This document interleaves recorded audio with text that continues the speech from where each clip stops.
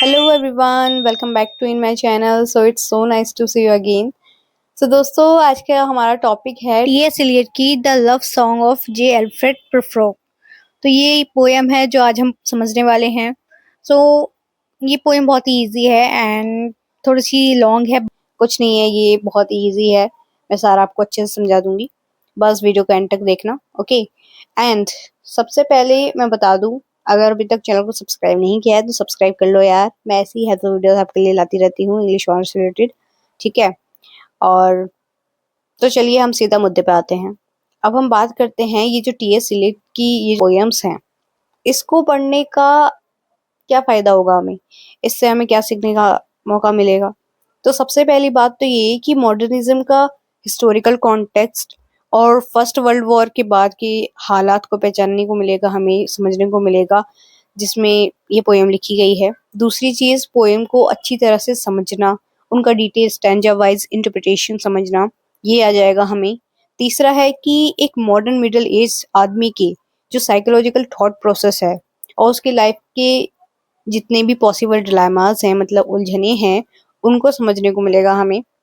और दूसरा, सब्जेक्टिवली और ऑब्जेक्टिवली ये सोचना कि कैसे वॉर्स के बाद लोगों के दिमाग पर असर पड़ता है, उनके अंदर जो होपलेसनेस है वो किस तरह से उनके अंदर घर कर लेती है।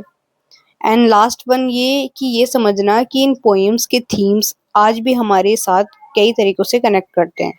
ओके। तो इन पोएम को स्टार्ट करने से पहले मैं आपको जो फर्स्ट वर्ल्ड वॉर का जो आफ्टरमैथ है उसके बारे में थोड़ा सा बता देती हूँ, बैकग्राउंड समझा देती हूँ, ठीक है, ताकि आपको अच्छे से समझ आ सके। सो स्टार्ट करते हैं। तो ये जो फर्स्ट वर्ल्ड वॉर था, ये 11 नवंबर 1918 को जर्मनी ने जब सरेंडर किया और 1919 में जब ट्रीटी ऑफ वर्साइल साइन हुई between Germany and allied nation में जैसे उनमें थे ब्रिटेन था, रशिया था, इटली थी, फ्रांस था, ठीक है। इनके बीच में ये पीस ट्रीटी साइन हुई 1919 में। ओके। और जर्मनी ने सरेंडर किया था 1918 में। इस ट्रीटी में पूरे वॉर का ब्लेम जर्मनी पर डाल दिया गया। उन पर 132 बिलियन गोल्ड मार्क्स का बहुत बड़ा फाइन लगाया गया, ठीक है। इस हैवी पेनल्टी के साथ वॉर का एंड हुआ। दूसरा, वॉर तो खत्म हो गया लेकिन इसका असर लोगों के दिमाग पर बहुत ही गहरा पड़ा। जो सोल्जर्स लड़कर वापस आए वो shell shocked, mental trauma, physical disabilities से जूझ रहे थे। उनके लिए नॉर्मल लाइफ में वापस लौटना जैसे ऑलमोस्ट इम्पॉसिबल हो गया था। और दूसरा, वॉर के बाद एक नई मॉडर्न सोसाइटी बनी जहां एक तरफ दुनिया प्रोग्रेस कर रही थी तो दूसरी तरफ लोग टेंशन, डिप्रेशन, कंफ्यूजन से भरे थे।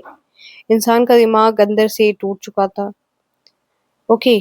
सो ये सारी चीजें हुई फर्स्ट वर्ल्ड वॉर होने के बाद, मतलब कि इसके बाद ये सारे परिणाम देखने को मिले। एंड इसके लिटरेचर कनेक्शन की बात करें, इसका क्या लिटरेचर से कनेक्शन है, तो इसी साइकोलॉजिकल स्ट्रगल, नर्वसनेस और होपलेसनेस को टी.एस. एलियट जैसे राइटर्स ने अपने लिटरेचर में बहुत ब्यूटीफुली हाईलाइट किया है, जो हम आगे इस चैप्टर में पढ़ने ही वाले हैं, ठीक है। सो ये था थोड़ा उनका बैकग्राउंड, मैंने आपको समझा दिया है। ये फर्स्ट वर्ल्ड वॉर के बाद जो हालात थे वो। अब हम जाते हैं हमारी टी.एस. एलियट की जो सबसे पहली पोएम है, the love song of J Alfred Prufrock, से स्टार्ट करते हैं। तो ये जो पोएम है इसकी स्टार्टिंग में आप देख सकते हैं कुछ लाइंस लिखी हैं जो समझ नहीं आ रही हैं। वो समझ क्यों नहीं आ रही हैं? क्योंकि वो इटालियन लैंग्वेज में लिखी हुई है, ठीक है। तो ये जो इटालियन लैंग्वेज में टी.एस. एलियट ने लिख रखी हैं लाइंस, ये इसकी पोएम की ओपनिंग क्वेट्स हैं, ठीक है, जो कि उसने डेंटे एलिग्री यानी कि एक दूसरा जो राइटर है उसकी फेमस बुक इन्फर्नो कैंटो 27 से ली है, ठीक है। ये इटालियन लैंग्वेज में लिखी गई है और ये टी.एस. एलियट की पोएम नहीं है। टी.एस. एलियट की पोएम नीचे से स्टार्ट है, बट ये स्टार्टिंग में उसने एपिग्राफ दिया है, यानी ओपनिंग क्वेट है उसका, ठीक है, उसने ये यूज किया है यहाँ पे, तो इसे हम समझते हैं। तो यहाँ पे इटालियन लैंग्वेज में जो दो लाइन लिखी हुई हैं स्टार्टिंग में, इनका क्या मतलब है ये समझाती हूँ मैं आपको। तो इसमें क्या है, सबसे पहले जो फर्स्ट लाइन है इसका मतलब ये है कि ये लाइन बोलने वाला एक इंसान जो कि एक स्पिरिट है, उसका नाम है गाइडो, ठीक है, जो कि नर्क में है इस टाइम पे।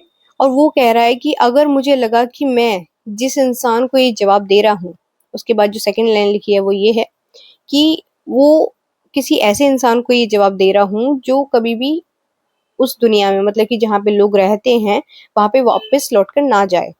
मतलब कि सिंपल सा मतलब ये है कि गाइडो कहना चाह रहा है कि अगर उस इंसान के पास जिंदा लोगों की दुनिया में जाने का एक भी चांस होता तो मैं उसे अपनी कहानी नहीं बताता। मतलब उसने जितने भी धरती पे पाप किए हैं वो सारी कहानी मैं उस इंसान को नहीं बताता।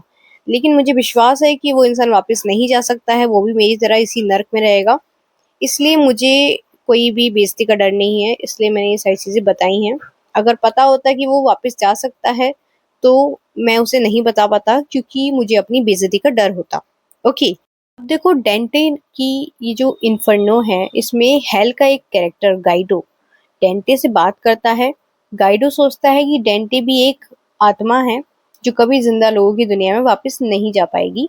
इसलिए वो अपना जितना भी पाप थे, जितनी कहानी थी, वो बिना किसी शर्म या डर के सारी पूरी गलतियां और राज बता देता है।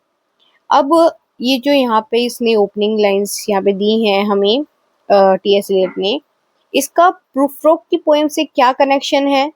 तो देखो, पोएम का मेन कैरेक्टर जो प्रूफ्रोक है हमारा, जो हमारी मेन पोएम है, प्रूफ्रोक का भी अपना दर्द और इनसिक्योरिटी सिर्फ रीडर्स को बताई जाती है। यानी कि जो प्रोफ्रोक है वो भी अपना दर्द और इनसिक्योरिटी सिर्फ रीडर्स यानी हमको इसलिए बता पा रहा है क्योंकि उसे लगता है कि हम उसकी इस अंधेरी प्रपंचिक दुनिया से बाहर जाकर किसी को बता नहीं सकते।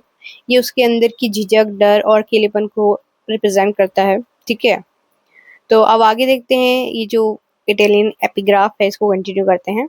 थर्ड लाइन जो है इसकी, इसका मतलब है कि ये जो आग की लपट है यानी कि फ्लेम है, ये आगे बिल्कुल भी फड़फड़ाएगी, मतलब नहीं फड़फड़ाएगी, मतलब शांत रहेगी।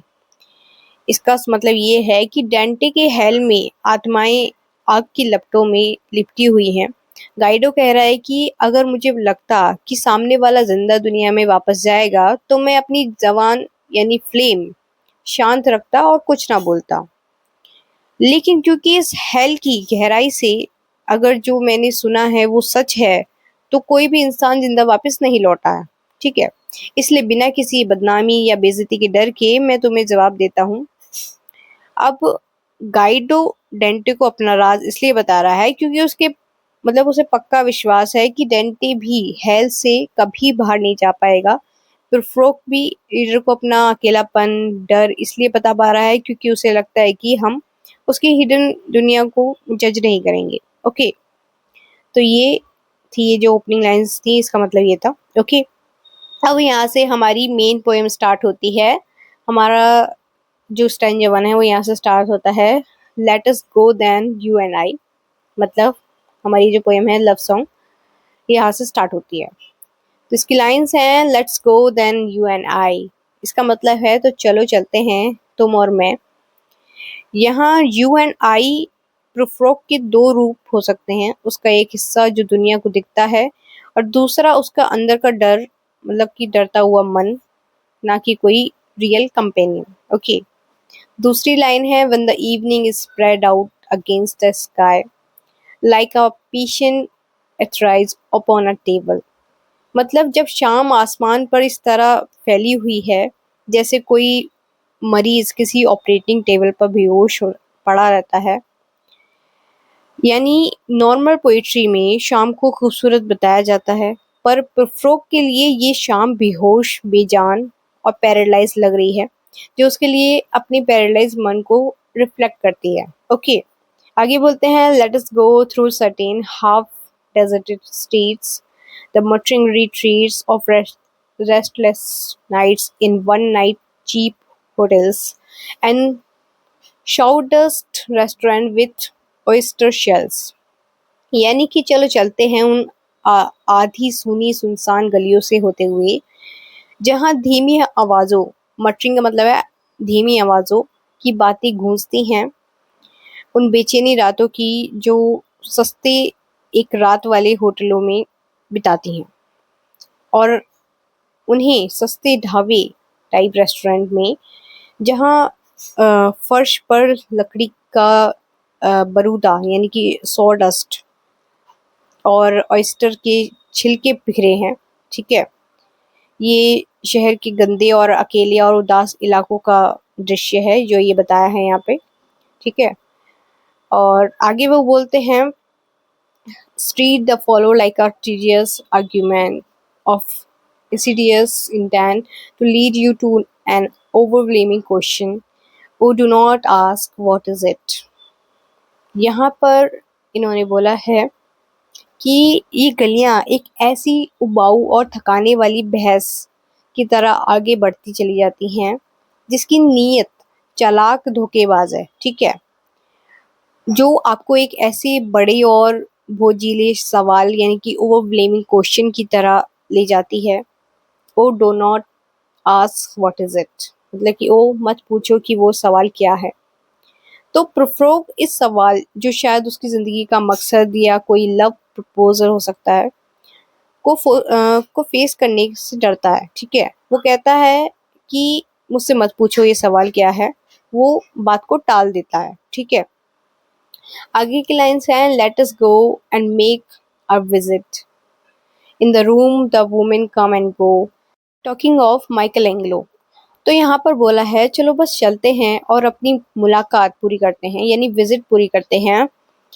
और यहाँ पे आगे बोलते हैं एक सोशल गैदरिंग के बारे में, in the room the women come and गो, यानी कि जिस कमरे में वुमेन्स आती जाती रहती हैं और वो मशहूर पेंटर माइकल एंग्लो के बारे में बातें करती हैं। तो ये दो लाइंस पूरी पोएम में बार बार आती हैं। ये हाई सोसाइटी लोग और उनकी दिखावट वाली बातों को दिखाती हैं और प्रोफ्रोक ऐसी जगहों पर कंफर्टेबल फील नहीं करता है। ओके, अब इसके बाद हमारा दूसरा स्टैंजा स्टार्ट होता है, येलो फोक के बारे में है यहाँ। यहाँ पे मेटाफर ऑफ अ कैट है।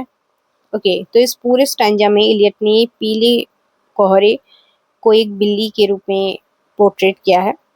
तो लाइन्स हैं, the yellow fog that rubs it's back upon the window panes, the yellow smoke that रब it's muzzle on the window panes, licked its tongue into the corner of the evening, lingered upon the pools that stand in drain. तो इन lines का क्या मतलब है कि वो yellow fog जो खिड़की के कांचों पर अपनी पीठ रगड़ता है, वो पीला धुआं जो खिड़की की कांचों पर अपना मुंह मजल रगड़ता है, आगे बोलते हैं, licked its tongue into the corner of the evening, lingered upon the pool that stand in drains, lets fall upon its back the soot that falls from chimneys, slipped by the terrace, made a sudden leap, and saying that it was a soft October night, girls swung about the house and fell asleep. अब इन lines का मतलब है कि उसने शाम के हर कोने में अपनी जबान से चाटा, ड्रेन्स में जमा पानी के गड्ढों के पास देर तक ठहरा रहा, चिमनी से गिरने वाली एक काली सूट को अपनी पीठ पर गिरने दिया, टेरेस के पास से फिसल कर आगे बढ़ा और अचानक एक छलांग लगाई। और ये देखकर कि ये अक्टूबर की एक हल्की नर्म रात है, घर के चारों तरफ गोल लपेटकर मतलब कि कर्ल होकर बैठ गया। कौन? कैट। ओके, और सो गया। अब इसका हम देखें तो यहाँ पे कोहरा मतलब कि जो फॉग है, फॉग एक बिल्ली की तरह पूरे शहर को घेर लेता है। यहाँ पे इस तरीके से बताया गया है, ये शहर के अकेलेपन, पॉल्यूशन और पैरालाइज्ड माहौल को और ज़्यादा गहरा दिखाता है। ठीक है, इन लाइंस का मतलब यही है। ठीक है, अब आगे के सेक्शन में प्रोफ्रोक अपने प्रोक्रेस्टिनेशन यानी कि काम को आगे टालते रहना, सेल्फ डाउट और सोशल एंजाइटी को जाहिर करते हैं। तो अब इन लाइंस को देखते हैं। तो लाइंस स्टार्ट होती हैं, and in it there will be time for the yellow smoke that slides along the streets, rubbing its back upon the window panes. There will be time to prepare our face to meet the faces that you meet. अब यहाँ पे इन lines का मतलब है कि और सच में अभी बहुत वक्त होगा मतलब प्रोफरोक अपने आप को दिलासा दे रहे हैं कि उसे अभी कोई फैसला लेने या बात करने की जल्दी नहीं है, अभी बहुत टाइम है।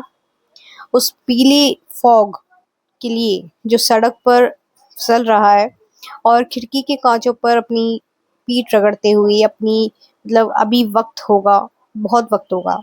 मतलब कि जो प्रोफरोक हैं उन्हें लग रहा है कि अभी बहुत टाइम है, वो अपने आप को मतलब झूठा दिलासा दे रहे हैं एक तरीके से कि अभी टाइम है, अभी कोई फैसला लेना की मतलब कोई ज़रूरत है नहीं, अभी हम ऐसे ही कंटिन्यू रखते हैं, ये कह रहे हैं।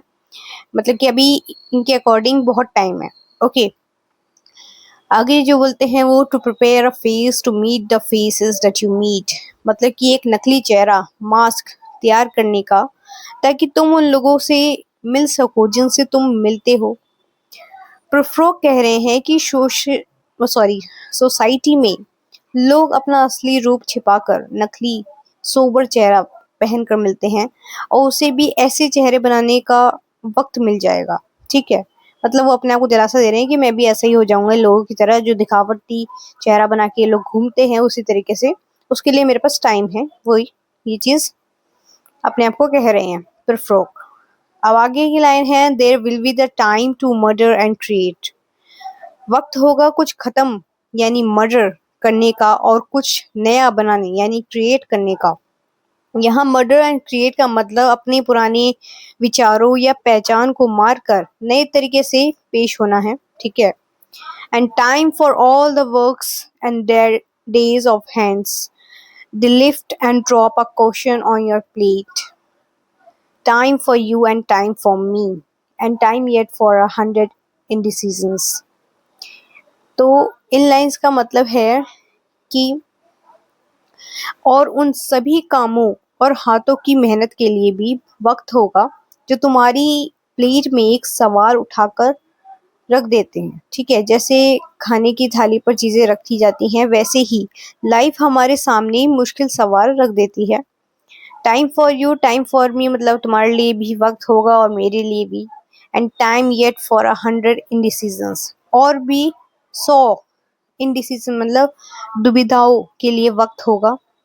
सो कंफ्यूज रहने और फैसला ना ले पाने के लिए भी अभी बहुत वक्त है प्रोफरोक के अकॉर्डिंग। ओके, प्रोफरोक ये कह रहे हैं। आगे बोलते हैं, and for 100 visions and revisions before taking of a toast and tea in the room the women come and go, talking of Michelangelo। मतलब कि यहाँ बोला है और अभी सॉरी यहाँ से हमारी लाइन्स थी, and for 100 visions and revisions मतलब कि और 100 तरह के ख्याल मतलब विजन्स लाने और उन्हें बदलने, रिविजन्स के लिए वक्त होगा एक टोस्ट खाने और चाय पीने से पहले तक। वो अपनी ज़िंदगी के बड़े बड़े डिसीजंस को चाय और टोस्ट पीने जितनी छोटी और आम चीज़ों से कंपेयर कर रहे हैं। ठीक है, हाई सोसाइटी फ्रेंड यहाँ पे ये जो बोला है, in the room the women come and go, ये हमने देखा था पिछले सेक्शन में भी दिया गया था ये वाली लाइन। कमरे में मतलब कि वो कमरा जहाँ पे वुमेन्स आती जाती रहती हैं, एंड जो मशहूर आर्टिस्ट है माइकल एंजेलो के बारे में बात कर रही हैं। ठीक है, तो यहाँ फिर से वही लाइन रिपीट हुई है जो बताती है कि प्रोफरोक शैलो और फॉर्मल मतलब कि फॉर्मल सोशल गैदरिंग से कितना अलग थलग फील करता है। ओके, अब आगे के पार्ट में जो प्रोफरोक है वो अपनी हेजिटेशन और सोशल फेयर के ऊपर बात करेगा। वो बोलता है, and indeed there will be time to wonder do I dare and do I dare, time to turn back and descend the stair with the blade spot in the middle of my hair। तो ये यहाँ पे बोल रहे हैं कि और सच में मतलब कि और सच में भी अभी वक्त होगा ये सोचने का कि क्या मैं हिम्मत करूं या मतलब कि और क्या मैं आगे बढ़ूं। यहाँ पे ये है कि प्रोफरोक अपने मन से पूछता है कि क्या उसमें इतनी हिम्मत है कि वो अपनी फीलिंग्स किसी को बता सके। Time to turn back and descend the stair मतलब कि सीढ़ियों से वापस नीचे उतर जाने और लौट जाने का वक्त, with a bald spot in the middle of my hair मतलब कि मेरे सर के बीच के उन गंजेपन के साथ प्रोफ्रोक को अपनी बढ़ती उम्र और गंजेपन का बहुत ही कंसाइंसनेस और डर है, ठीक है। आगे वो बोलते हैं दे विल से how his here is growing thin, मतलब कि लोग कहेंगे देखो इसके बाल कितने पतले हो रहे हैं। वो हमेशा यही सोचता रहता है कि समाज के लोग उसकी कमियों का मजाक उड़ाएंगे, ठीक है। यहाँ पे जो प्रोफ्रोक है वो यही सोचता है कि ये लोग मेरा मजाक उड़ाएंगे। फिर आगे बोलते हैं my morning coat, my morning mounting firmly to the chin, my necktie rich and modest but asserted by the simple pin. They will say, but how his arms and leg are thin. तो यहाँ पे ये कह रहे हैं कि मेरे morning coat, मेरा कॉलर जो मेरी चिन तक कसा हुआ है, मेरी नील रंग की महंगी और सीधी नेक टाई जिसे एक साधारण पिन से संभाला गया है, they will say but how his arms and legs are thin, मतलब कि लोग कहेंगे लेकिन देखो इसके हाथ और पैर कितने पतले और कमजोर हैं। तो यहाँ पे जो प्रोफ्रोक हैं चाहे वो कितना भी अच्छे से कपड़े पहन लें, उसे लगता है कि लोग उसके दुबले पतले शरीर पर ताना मारेंगे। ओके, अब आगे के जो लाइंस हैं वो इसके decision and fair of overwhelming change है के ऊपर है। मतलब लाइंस हैं डू आई डेयर, मतलब क्या मैं हिम्मत करूं, डिस्टर्ब द यूनिवर्स, इस यूनिवर्स की शांति को भंग करने की। तो यहाँ पे प्रोफ्रोक के लिए अपनी पसंद की लड़की को प्रपोज करना या कोई बड़ा डिसीजन लेना पूरी दुनिया को हिला देना जैसा मुश्किल लगता है उसे। आगे बोलते हैं in a minute there is time, मतलब 1 मिनट के अंदर बहुत वक्त होता है। For decision and revision which a minute will reverse, मतलब उन फैसलों और बदलावों के लिए जिसे अगला 1 मिनट ही पूरी तरह बदल, मतलब कि रिवर्स कर सकता है, ठीक है। प्रोफ्रोक इतना कॉन्फिडेंस्ड है कि 1 मिनट में फैसला लेता है और अगले ही मिनट अपना इरादा बदल लेता है, ठीक है। Now in this next section जो प्रोफ्रोक हैं इनकी थकावट, इनकी मोनोटोनी लाइफ यानी वो जिंदगी, जजमेंट का डर और उसकी जो गहरी इनसिक्योरिटी है वो बिल्कुल खुलकर सामने आती है।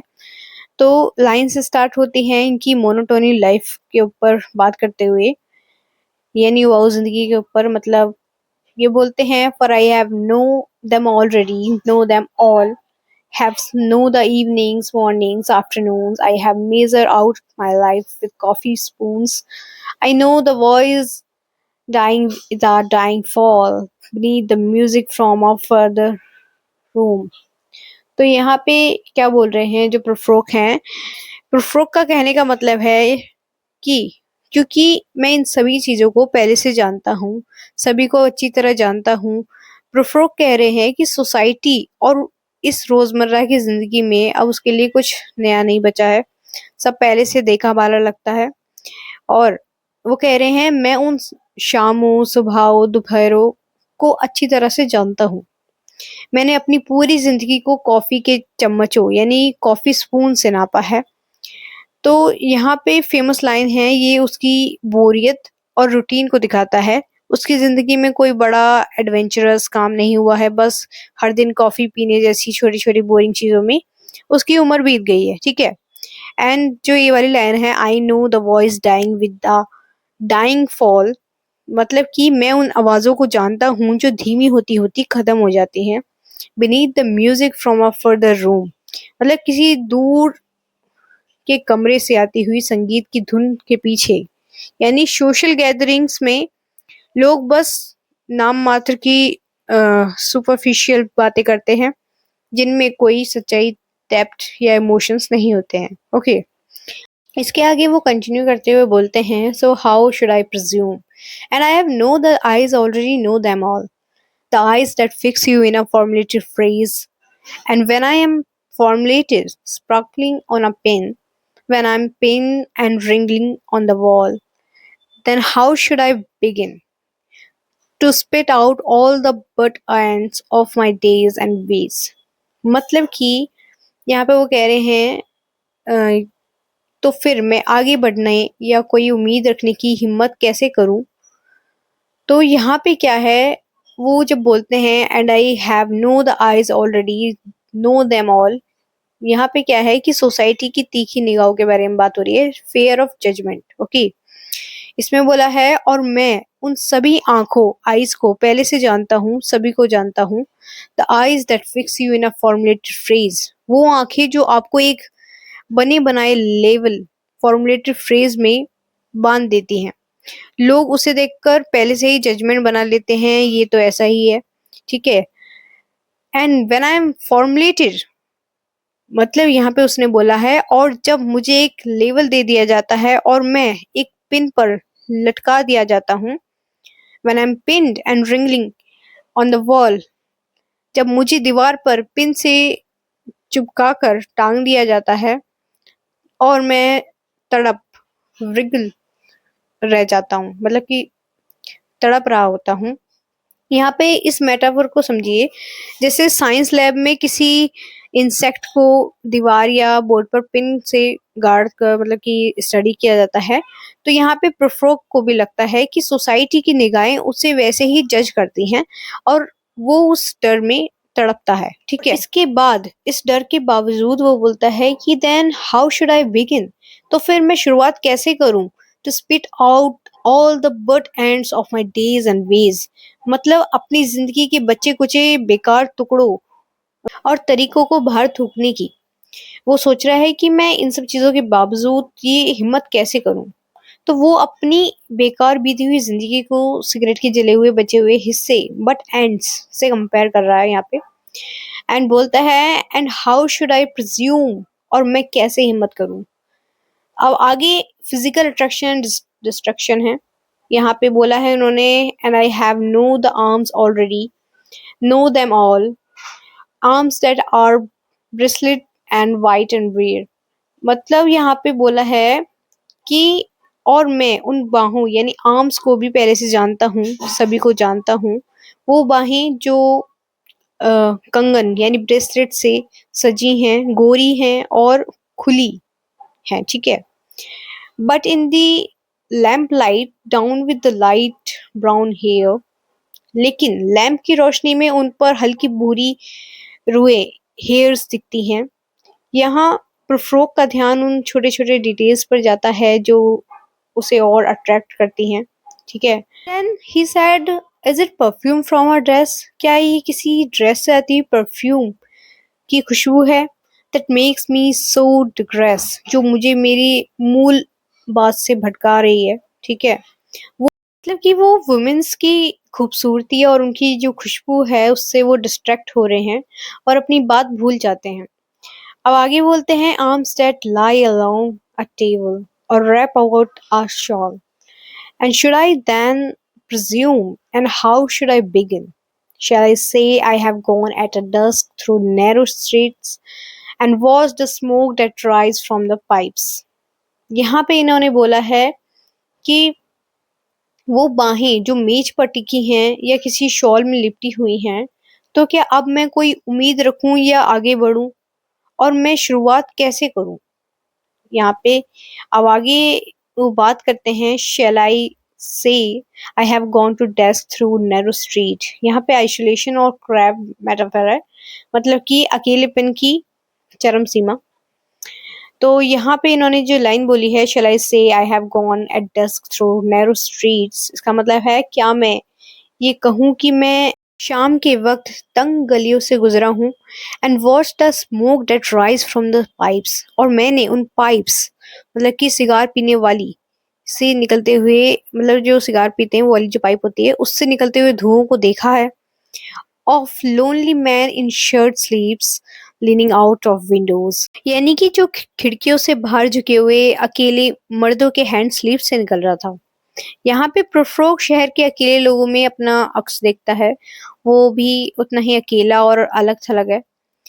उसके आगे वो बोलता है I should have been a pair of ragged clothes scuttling across the floor of silent seas, यानी वो बोल रहा है काश मैं केकड़े यानी कि क्रैब के दो खुरदुरे पंजे होता जो शांत समुद्र की फ्लोर पर तेजी से इधर उधर रेंगते रहते हैं। तो यहाँ पे बहुत ही इम्पोर्टेंट इमेज है कि प्रोफ्रोग इतना दुखी और इनसिक्योर है कि वो एक कह रहा है कि इंसान होने से अच्छा तो ये होता है कि मैं समुंदर की गहराइयों में रहने वाला एक केकड़े मतलब कि एक क्रैब होता, कम से कम वहाँ कोई समाज नहीं होता, कोई बातें करने वाला नहीं होता और ना ही कोई जज करने वाला होता। ठीक है। Now in this next section जो प्रोफ्रोक हैं, प्रोफ्रोक की हिम्मत ना कर पाने की वजह से फेलियर टू एक्ट एंड मोटे मोटे रिलीजियस इल्यूजन्स और मिसाल के रूप में रिजेक्शन का डर दिखाया गया है। तो लाइन्स स्टार्ट होती हैं पीसफुल आफ्टरनून से एंड लैक ऑफ करेज से। तो लाइन्स हैं and afternoon the evening sleep so peacefully smoothed by the long fingers, asleep, tired, or its malingers, stretch on the floor here beside you and me.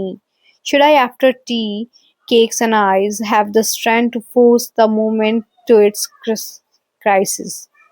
तो यहाँ पे बोला गया है और वो दोपहर वो शाम कितनी शांति से सो रही है। प्रोफ्रोक टाइम और एटमॉस्फेयर को पर्सोनिफाई कर रहा है, जैसे वो कोई इंसान या जानवर हो जो सो रहा है। ऐसा लगता है जैसे किसी ने उसे लंबी उंगलियों से सहलाकर शांत कर दिया हो। यहाँ पे प्रोफ्रोक कह रहे हैं ये बात। एंड asleep, टायर्ड और मेलिंगर्स, सो रही है, थकी हुई है या फिर बीमार होने का नाटक कर रही है। अब यहाँ पे जो प्रोफ्रोक ने ये बोला है कि बीमार होने का नाटक कर रही है, इसका मतलब काम से बचने के लिए बहाना बनाना। तो यहाँ पे जो प्रोफ्रोक हैं वो खुद भी एक्शन लेने से बचने के लिए बहाना बना रहे हैं। And stretch on the floor here beside you and me, first पर फैल कर सोई हुई है यहाँ तुम्हारे और मेरे पास। Should I after tea and cakes and ice, क्या मुझे चाय केक्स और आइसक्रीम पीने खाने के बाद have the strength to force the moment to its crisis, मतलब इतनी हिम्मत जुटानी चाहिए कि मैं इस पल को उसके सबसे बड़े मोड़ क्राइसिस क्लाइमैक्स तक ले जाऊं। तो यहाँ पे जो प्रोफ्रोक हैं वो सोचते हैं कि क्या वो सोशल प्रेजेंट्रीज यानी कि चाय केक से बाहर निकलकर अपनी दिल की बात कहने की हिम्मत कर सकता है। तो अब वो आगे बोलते हैं but thought I have wept and fasted wept and prayed, यानी कि लेकिन चाहे मैं कितना ही रोया हूँ, उपवास करा हो मतलब फास्टिंग करी हो या फिर प्रार्थना करी हो, thought I have seen my head grown slightly blade brought in upon a platter, यानी कि चाहे मैं अपना सर जो अब थोड़ा गंजा हो गया है एक थाली यानी प्लेटर में परोसा हुआ देखा हो। यहाँ पे बिब्लिकल एल्यूजन है, यानी कि यहाँ जॉन द वेपिस्ट का जिक्र है जिनका सर कटकर मतलब कि जिनका सर काट कर एक थाली में पेश किया गया था। प्रोफ्रोक भी जो हैं वो प्रोफ्रोक अपनी तुलना उनसे करता है पर तुरंत कह देता है कि वो उतना बड़ा महान पुरुष नहीं है। ओके, देन वो बोलता है आगे I am no prophet and here no great matters. I have seen the moment of my greatness flicker and I have seen the eternal footman hold my coat and snicker. And in short, I was afraid and would it have been worth it after all? After the curves, the marmalade, the tea, among the proclaimed, among some talk of you and me. यहाँ पे ये बोल रहे हैं मैं कोई पैगाम्बर prophet नहीं हूँ और यहाँ कोई बहुत बड़ी बात भी नहीं है, यानी कि प्रोफ्रोक सेल्फ अवेयर हैं। वो जानता है कि वो को मतलब कि वो कोई हीरो या प्रोफेट नहीं है, बस एक आम मतलब कि डरता हुआ इंसान है। एंड वो बोलते हैं I have seen the moment of my greatness flicker, यानी कि मैंने अपनी महानता ग्रेटनेस के पल को मोमबत्ती की तरह बुझते हुए मतलब कि फ्लिकर होते देखा है। And I have seen the eternal footman hold my coat and snicker, और मैंने देखा है कि एटर्नल फुटमैन यानी कि मौत डेथ मेरा कोट पकड़े खड़ा है और धीमे से हंस रहा है। ठीक है, यहाँ पे क्या है, यहाँ पे ये दिखाया गया है कि हाई सोसाइटी में फुटमैन यानी कि दरवान गेस्ट का कोट पकड़ते हैं। यहाँ एटर्नल फुटमैन मौत का सिंबल है जो प्रोफ्रोक पर उसकी कायरता के लिए हंस रहा है। ओके, एंड देन वो बोलते हैं and in short I was afraid, और छोटे लफ्जों में कहूँ तो मैं डरता था। प्रोफ्रोक आखिरी मतलब कि आखिरकार अपना सच कबूल कर लेता है, वो बस डरता था। And would it have been worth it after all, और आखिरकार क्या ये सब करने का कोई फायदा होता भी? After the cups, the marmalade, the T, चाय के प्यालों और जाम और चाय के दौर के बाद, अमंग द प्रोक्लेम, उन चीनी मीठी के बर्तन, यानी कि चीनी मिट्टी के जो बर्तन होते हैं ना, वो के बीच, तुम्हारी और मेरी बातों के बीच, would it have been worthwhile, ये सच में वर्थवाइल यानी कि फायदेमंद होता, to have bitten off the matter with her smile, कि मैं एक मुस्कुराहट के साथ ही मुद्दे को शुरू करता, चबा जाता, to have squeezed the universe into a ball, to roll it towards some overwhelming questions, to say I'm Lazarus come from the dead.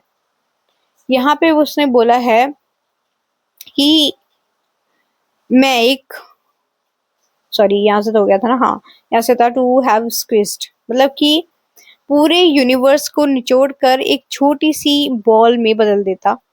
यहाँ पे एंड्रयू मार्वेल की पोएम टू हिज कोई मिस्ट्रेस से रेफरेंस है, मतलब कि रेफरेंस लिया गया है। तो प्रुफ्रुक सोचते हुए डरता है कि इतने बड़े जज्बात को कैसे छोटे शब्दों में बयां करे वो, ठीक है। To roll it towards some overwhelming questions, और उसे उस बड़े बोझिले सवालों की तरह फेंक देता है, ठीक है। आगे बोलता है to say I am Lazarus come from the dead, ये कहने के लिए मैं लेजरस हूँ जो मौत के बाद जिंदा होकर लौटा है। यहाँ पे क्या है, एक बिब्लिकल एल्यूजन हुआ है। लजारस वो व्यक्ति थे जिन्हें जीसस ने मौत के बाद दोबारा जिंदा किया था। तो यहाँ पे प्रुफ्रोक सोचता है कि अगर वो मौत अकेलेपन से वापस लौटकर सब कुछ बताने की कोशिश भी करे, come back to tell you all, I shall tell you all, मतलब वापस लौटा हुआ तुम्हें सब कुछ बताने, मैं तुम्हें सब बताऊंगा, ठीक है। मतलब कि वो सोच रहा है कि मैं कितना मतलब ग्रेट हूँ कि मैं इस अकेलेपन से निकलने के बावजूद ये सब कुछ तुम्हें बता पाऊंगा, कोशिश कर रहा हूँ। तो द अल्टीमेट रिजेक्शन, अब इसके अंदर दिखाया जाएगा the ultimate rejection. If one settling a pillow bye her head should say that is not what I mean at all, यानी कि वो कह रहे हैं अगर सामने वाली महिला यानी कि वुमेन अपने सर के पास तकिए को ठीक करते हुए कह दे मेरा मतलब ये बिल्कुल नहीं था, so that is not it at all, मतलब ये वो बात है ही नहीं, बिल्कुल नहीं, ठीक है। यहाँ प्रोफ्रोक का सबसे बड़ा डर दिखाया गया है मिसअंडरस्टैंडिंग एंड रिजेक्शन का। उसे डर है कि अगर वो अपना दिल खोलकर रख भी दे तो सामने वाली लड़की उसे क्या देगी, कि मतलब कि वो सामने वाली लड़की उसे कह देगी कि तुमने मुझे गलत समझा, ठीक है। अब आगे बोलते हैं and would it have been worth it after all, और आखिरकार क्या ये वर्थ इट होगा, मतलब कि इसका कोई फायदा होगा। Would it have been worthwhile, क्या इसका कोई मतलब निकलता है। After the sunset and the door dooryards and sprinkle street, उन सूरज ढलने की नजारों और आंगनों, यानी कि आंगन जो होते हैं, आंगन और पानी छिड़की हुई सड़कों के बाद, यानी यहाँ प्रिफ्रोक्स फिर से वही सवाल दोहरा रहे हैं कि क्या उसकी रूटीन लाइफ में ऐसी कोई रिस्क लेने का कोई फायदा होता भी या नहीं, ठीक है। आई नो ये थोड़ा सा कॉम्प्लिकेटेड है बट पढ़ना तो पड़ेगा ही। चलो इसे कंटिन्यू करते हैं। सो अगले सेक्शन में देखते हैं अब हम। तो अब अगले सेक्शन में प्रोफ्रोक की एक्सप्रेशन का फ्रस्ट्रेशन और शेक्सपियर की हैमलेट से कंपैरिजन और बुढ़ापे का डर और मशहूर मरमेड्स यानी कि जल परियों का जिक्र आता है, ठीक है। तो यहाँ पे वो लाइंस यहाँ से स्टार्ट होती हैं। लाइंस हैं after the novels, after the T cups, after the skirts that trails along the floor and this and so much more. It is impossible to say just what I mean, but as if a magic Latin through the nerves in a pattern on a screen. यहाँ पे वो बोल रहे हैं after the novels after the T cups, मतलब कि उन novels, उन चाय के प्यालों और फर्श पर घिसटते हुए स्कर्ट के घेर के बाद, वो मतलब कि यहाँ पे कह रहे हैं कि वो जो हाई सोसाइटी की अ, मुद्दे और फॉर्मल बातें हैं उसका जिक्र दोहरा रहे हैं यहाँ पे, जो होती हैं। And this and so much more, और ये सब और इससे भी बहुत कुछ। इट इज इम्पॉसिबल टू से जस्ट व्हाट आई मीन, मैंने जो कहा, मतलब कि मैं जो कहना चाहता हूँ उससे बिल्कुल सही तरीके से कह पाना असंभव है, इम्पॉसिबल है। तो प्रोफरोक अपनी गहरी फीलिंग्स को शब्दों में बयान ना कर पाने के कारण बहुत फ्रस्ट्रेटेड हैं, ठीक है। इसकी वजह से वो बहुत ज़्यादा परेशान है कि वो ये चीज़ें बयान नहीं कर पा रहे हैं। एंड इसके बाद वो बोलते हैं but as if a magic lantern threw the nerves in a pattern on a screen would it have been worthwhile if one settling a pillow or throwing off a shawl and turning towards some window should say that it not it at all, that is not what I meant at all। इसका मतलब है, लेकिन जैसे कोई magic लार्टिन पुराना projector मेरी nerves और दिमाग के बारीक पैटर्न को एक स्क्रीन पर दिखा दे, वो चाहते हैं कि काश कोई ऐसा प्रोजेक्टर होता जो उसके अंदर की डर और इमोशंस को बिना बोले ही दूसरों तक साफ साफ दिखा देता। ओके, ऐसा प्रोफरोक चाहते हैं। अब उसके आगे वो बोलते हैं would it have been worthwhile, क्या ये फायदेमंद होता अगर सामने वाली अपना तकिया यानी पिलो ठीक करते हुए या अपनी शॉल उतार कर फेंकते हुए और खिड़की की तरफ मुंह करके कह दे मेरा मतलब ये बिल्कुल नहीं था, that is not what I mean at all, मतलब कि ये वो बात है ही नहीं, बिल्कुल नहीं। तो यहाँ पे प्रोफरोक फिर से वही रिजेक्शन और मिसअंडरस्टैंडिंग के दर्द को रिपीट करता है। ओके, अब आगे वो बोलते हैं no I am not a prince Hamlet nor was mean to be, I am an attendant lord, one not one that will do, मतलब कि नहीं, मैं प्रिंस हेलमेट नहीं हूँ, ना ही मेरा हेमलेट बनाया मतलब कि बनना तय था। तो यहाँ पे शेक्सपियर के नाटक के एक हीरो है हेमलेट। हेमलेट भी हेजिटेट मतलब कि दुविधा में था, मतलब कि हेजिटेट करता था, लेकिन वो एक ट्रेजिक हीरो था। यहाँ पे प्रोफरोक कहता है कि मैं तो हीरो कहलाने के काबिल नहीं हूँ, ठीक है। I am an attendant lord, one that will do, मतलब कि मैं तो बस एक सेवक दरबारी अटेंडेंट लॉर्ड जैसे शेक्सपियर के नाटक में पोलोनियस हूँ, ठीक है, जो काम आएगा। आगे बोलते हैं to swell a progress start a scene or two, मतलब किसी राजा की यात्रा यानी प्रोग्रेस में भीड़ बनाने के लिए या नाटक में एक दो सीन स्टार्ट करने के लिए। Advise the Prince not doubt an easy tool, यानी कि प्रिंस को सलाह देने के लिए इसमें कोई शक नहीं है कि मैं एक आसान हथियार यानी कि टूल हूँ। Okay, differential glad to be of use, मतलब कि दूसरों की इज्जत करने वाला, डिफरेंशिएट मतलब कि डिफरेंशियल, और किसी के काम आकर खुश होने वाला, पॉलिटिक कोजियस एंड मैक्युलस, मतलब कि चतुर, सावधान और हर छोटी बात का ध्यान रखने वाला, full of high sentence but a bit ऑफ ट्यूस, यानी कि बड़ी बड़ी भारी बातें, मतलब हाई सेंटेंस बोलने वाला पर थोड़ा सा बेवकूफ, मोटी बुद्धि, at a time needed almost ridiculous, कभी कभी सच में लगभग बाद यानी कि रिडिकुलस, मजाक का, ठीक है। Almost at time the fool, लगभग कभी कभी नाटक या विदूषक यानी कि फूल। यहाँ पे जो प्रोफरोक है, प्रोफरोक खुद को एक्सेप्ट करता है कि वो अपनी ही जिंदगी की कहानी में हीरो नहीं है, वो बस साइड कैरेक्टर या मजाक का पात्र बनकर रह गया है। ओके, अब आगे बोलते हैं I grow old I shall wear the bottom of my trouser roll, shall I part my hair behind, do I dare to eat a peach, यानी कि मैं बूढ़ा हो रहा हूँ, अब उसे अपनी ढलती उम्र का एहसास सताने लगता है।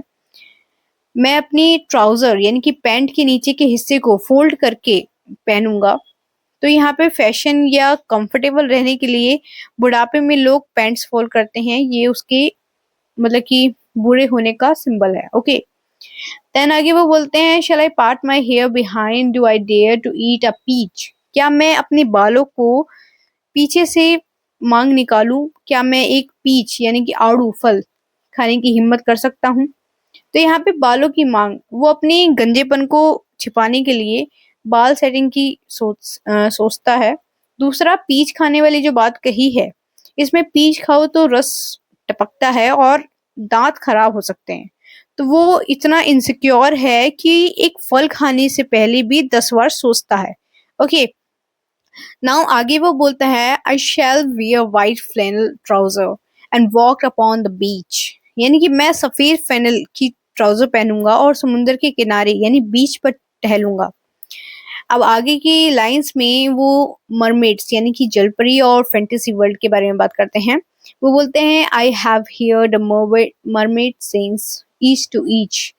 यानी कि वो कह रहे हैं, मैंने जलपरियों यानी मरमेड्स को एक दूसरे के लिए गाते हुए सुना है। यहाँ पे क्या है कि माइथोलॉजिकल मरमेड्स खूबसूरती, रोमांस और फैंटेसी का सिंबल है। ओके, अब आगे बोलते हैं वो, I do not think that will sing to me. मुझे नहीं लगता कि वो मेरे लिए गाएंगी। और प्रोफ्रोक को लगता है कि रोमांस, खूबसूरती और प्यार उसकी किस्मत में नहीं है।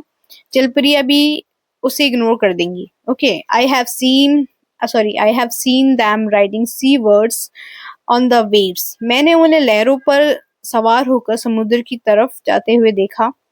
तो यहाँ पे प्रोफ्रोक जो है वो उन्हें दूर से मतलब कि देख तो सकता है पर उनका हिस्सा नहीं बन सकता है। ओके, अब अगले सेक्शन में देखते हैं। तो यहाँ पे ये जो नेक्स्ट सेक्शन है ये क्लाइमैक्स एंड एंडिंग है, ये आखिरी लाइन है। यहाँ पे प्रोफ्रोक का फैंटेसी वर्ल्ड यानी सपनों और कल्पना की दुनिया टूटती है और वो कठोर जो वास्तविकता है यानी कि हार्श रियलिटी में वापस लौटता है। तो लाइंस कुछ इस तरह स्टार्ट होती हैं, combing the white hair of the waves blown back. यानी कि समुद्र की लहरों की सफेद झाग फॉर्म रूपी बालों को कॉम करते हुए जो हवा से पीछे मतलब कि जो हवा से पीछे की तरफ उड़ रहे हैं। मतलब कि यहाँ पे जो समुद्र की लहरें हैं, जो उसके अंदर फॉर्म दिखता है, व्हाइट कलर का झाग दिखता है, उसे ये बालों की तरह बोल रहे हैं कि उसको बालों की तरह ये इमेजिन कर रहे हैं, ये उसके बाल हैं एंड वो पीछे की तरफ उसे कॉम कर रहा है समुद्र, ठीक है, हवा के थ्रू। अब यहाँ पोएट ने समुद्र के झाग वाले लहरों यानी कि वेव्स को एक सुंदर चित्र यानी कि इमेजरी दिखाया है। ऐसा लगता है जैसे जलपरियां समुद्र की लहरों के सफेद बालों को सवार रही हैं, ठीक है। एंड देन वो बोलते हैं, when the wind blows the water white and black, we have lingered in the chambers of the sea. इसका मतलब है जब हवा पानी को रोशनी और साई के कारण सफेद और काला बनाकर उड़ाता है, तो यहाँ पे बोला गया है कि हवा चलने पर लहरों का झाग सफेद दिखता है और गहरा पानी काला, जो एक खूबसूरत और शांत माहौल बनाता है। ओके, तो यहाँ पे जो प्रोफ्रोक है वो फैंटेसी वर्ल्ड से रियलिटी का मतलब सच देखते हैं, वो रियलिटी में आते हैं। यहाँ पे ट्रेजिक एंड होता है। ये लाइंस हैं, we have lingered in the chamber of the sea, मतलब कि हम समुद्र के गहरे कमरों यानी कि चैम्बर्स अंडर वाटर वर्ल्ड में ठहरे रहे। यहाँ पे प्रोफ्रोक फिर से वी यानी कि अपने और अपने इनर सेल्फ या रीडर का इस्तेमाल करता है। चैम्बर्स ऑफ द सी उसकी फैंटेसी, सपनों और अकेलेपन का सिंबल है, ठीक है, जहाँ पे वो दुनिया से दूर छिपकर रहता है, ठीक है। अब आगे बोलता है, बस sea girls with seaweed red and brown, मतलब कि उन जलपरियों सी गर्ल्स के पास जो लाल और भूरे रंग की समुद्री घास सीवीड्स के हार पहने हुए हैं।